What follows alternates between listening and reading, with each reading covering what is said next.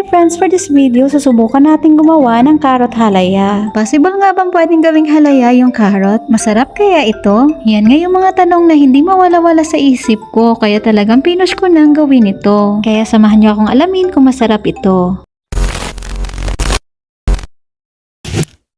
Magandang araw, ito nga pala yung mga carrots na bigay pa sa amin nakaraan. Nabawasan na nga ito nung nagluto kami nung Sunday para sa lunch ng church. At dahil marami pang tira, kaya napaisip talaga ako na magluto ng something special. At katulad nga ng sinabi ko kanina, carrot halaya nga yung lagi kong naiisip. At simula nga nung binilhan ako ng asawa ko ng stove, napapadalas na talaga yung pagluto ko dito sa may terrace. Maliban sa maliwanag at maganda ang ambience, madali pang itapon ng mga binalatang gulay. Katapos ko nga mabalatan nito, hinugasan ko na rin agad.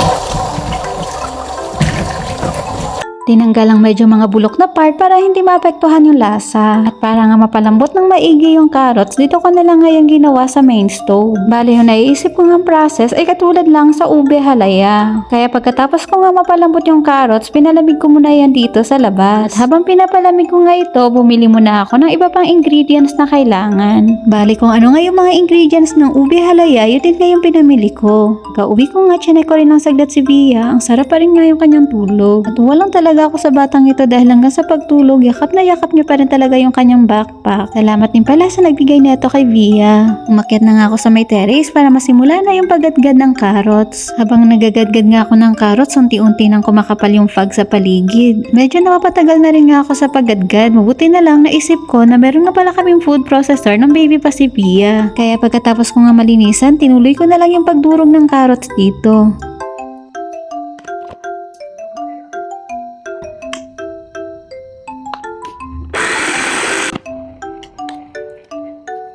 Pagkatapos nga madurog lahat ng carrots, finally, masisimulan na natin ang pagluto. Bale, hinaluan ko nga lang yan itong gata at condensed milk.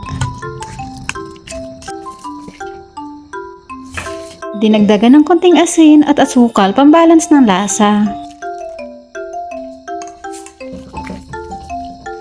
Pagkatapos ko nga mahalo ng maigi ang mga ingredients, naglagay na ako ng butter dito sa may kawali. Pinainit lang ng konti at nilagay ko na rin itong carrots na tinimpla. Katulad nga sa ube halaya, halo-haluin lang ito. Habang nagluluto nga ako ay medyo dumidilim na rin sa paligid. Pagkatapos nga dinagdagan ko pa rin ito ng evaporada. At halo-haluin ito ulit hanggang sa bumigat sa pakiramdam. At sa point nga na ito ay medyo bumibigat na sa kamay habang hinahalo ko ito. Sa mga gusto nga ng stove na gaya nito, nilagay ko rin pala yung link dyan sa comment section. At finally natapos ko na rin nga itong lutuin. Kakalat lang natin ng konti para manipis. Pagkatapos nilagyan ko na rin ng cheese dito sa ibabaw. At ito na nga yung final look ng ating carrot halaya. Since malamig nga dito sa amin, kaya dito ka na rin yan sa labas pinalamig. Ayan na nga si Bia, excited na rin matikman yung ating carrot halaya. Pero magdi-dinner muna kami bago natin yung matikman. Ito na nga yung magiging dessert namin para sa gabing ito.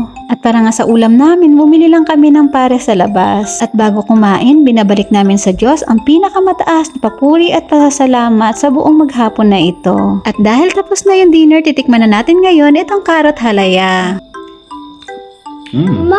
Sarap. Kasama natin ito sa sa Christmas. Masarap nga talaga siya, katulad ng ube halaya, pero magkaiba nga lang sila sa texture. Pero anyway, salamat sa Diyos sa bagong natikman na masarap na pagkain. Thank you for watching!